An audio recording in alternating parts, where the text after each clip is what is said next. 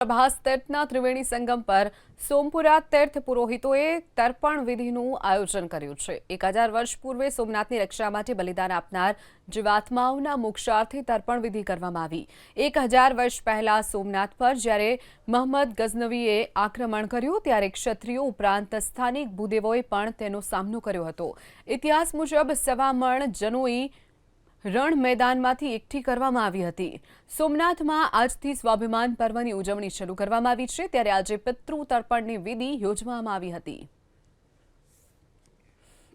पुराणोना आधारे 6 जान्युआरी 1026 में मोहम्मद गजनीए सोमनाथ पर आक्रांताओए अहींया आक्रमण करेलू, त्यारे जे अमारा पूर्वजो सोमपुरा ब्राह्मण समाजना अहींया जे लोकोए पोतानुं सर्वस्व बलिदान आप्युं अने एनी साथे साथे घणा बधा सनातनीओए पण अहींया बलिदान आप्युं।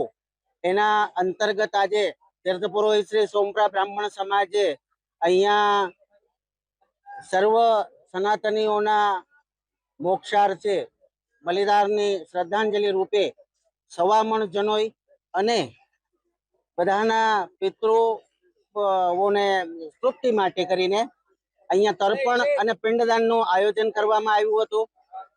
आ भगवान सोमनाथ दादाना चरणोमां समर्पित कर्युं, मां त्रिवेणी माताना चरणमां पिंडने समर्पित कर्या अने आजे बधा भगवान सोमनाथ दादाने प्रार्थना करीए कि आ हुतात्माओने सद्गति प्राप्त करावे।